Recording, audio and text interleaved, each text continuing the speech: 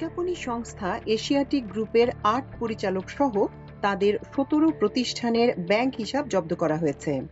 পাশাপাশি ওই সব ব্যক্তি ও প্রতিষ্ঠানের সব ধরনের আর্থিক লেনদেনের তথ্য চেয়ে ব্যাংক ও ব্যাংক বহির্ভূত আর্থিক প্রতিষ্ঠানের প্রধান নির্বাহীর কাছে চিঠি পাঠিয়েছে এনবিআর এর কেন্দ্রীয় গোয়েন্দা সেল সিআইসি। ব্যাংক হিসাব জব্দের তালিকায় রয়েছে আওয়ামী লীগের সাবেক সংসদ সদস্য ও সাবেক মন্ত্রী আসাদুজ্জামান নূর, প্রয়াত আলী জাকেরের স্ত্রী সারা জাকের, ছেলে ইরেশ জাকের, মেয়ে শ্রেয়া সর্বজয়া, ইকরাম মঈন চৌধুরী, মোহাম্মদ মোর্শেদ আলম, মোহাম্মদ হাসান ফারুক ও মোহাম্মদ রেজাউল হাসান। তারা সবাই এশিয়াটিক গ্রুপের পরিচালক পদে আছেন। এশিয়াটিক গ্রুপ আমার দেশকে দেয়া তথ্যে দাবি করেছিল, শেখ হাসিনা পালিয়ে যাওয়ার পর আসাদুজ্জামান নূর এশিয়াটিকের সব শেয়ার বিক্রি করে দিলে তাকে চেয়ারম্যান পদ থেকে সরিয়ে দেওয়া হয়।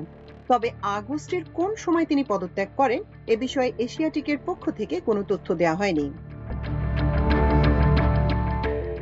গত ২৩ জানুয়ারি আমার দেশ পত্রিকা ৩,০০০ কোটি টাকার মনোপলি এশিয়াটিকের নূর জাকের পরিবারের দখলে বিজ্ঞাপন বাজার শীর্ষক প্রতিবেদন প্রকাশ করে।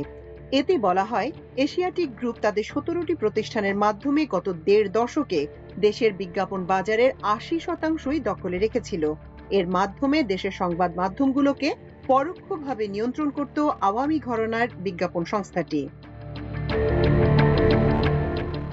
নাম প্রকাশ না করার শর্তে সিআইসির এক কর্মকর্তা আমার দেশকে বলেন, এক ব্যক্তি স্বনামে এবং তার জাতীয় পরিচয়পত্রের ফটোকপি সহ এশিয়াটিকের বিভিন্ন অনিয়মের বিষয়ে সংবাদপত্রে প্রকাশিত বিভিন্ন প্রতিবেদন সহ একটি লিখিত অভিযোগ জমা দিয়েছেন। ওই অভিযোগের পরিপ্রেক্ষিতে চিঠি দেওয়া হয়েছে। এদিকে এশিয়াটিকের বিরুদ্ধে সরকারি অর্থের অবৈধ ব্যবহার ও আত্মসাতের অভিযোগে যথাযথ আইনি ব্যবস্থা নিতে সিআইসি মহাপরিচালকের দপ্তরে একটি আবেদন জমা পড়েছে। এতে বলা হয়, ২০০৯ ও ২০১৪ সালের মধ্যে মুক্তিযুদ্ধ বিষয়ক মন্ত্রণালয়ের উদ্যোগে এশিয়াটিক গ্রুপের তত্ত্বাবধান ও নিয়ন্ত্রণে ভারতীয় সেনা কর্মকর্তা ও তাদের পরিবারকে দেয়ার নামে বিপুল স্বর্ণ ও অর্থ আত্মসাৎ করা হয়। ২০২০ ও ২০২১ সালে ভারতের রাষ্ট্রপতি ও প্রধানমন্ত্রীর আগমন, মুজিব শতবর্ষ পালন, জয় বাংলা কনসার্ট সহ বিভিন্ন অনুষ্ঠানের নামে রাষ্ট্রীয় অর্থ আত্মসাৎ করা হয়।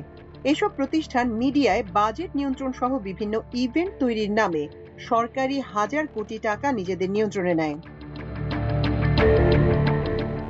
২০২৩ সালে সরকারি অর্থে মুজিব সিনেমা প্রচার অথবা প্রকাশের ক্ষেত্রে এসব প্রতিষ্ঠান অগ্রণী ভূমিকা পালন করে। মূলত ওই ব্যক্তিরা বিগত সরকারের আমলে অত্যন্ত প্রভাবশালী ছিলেন।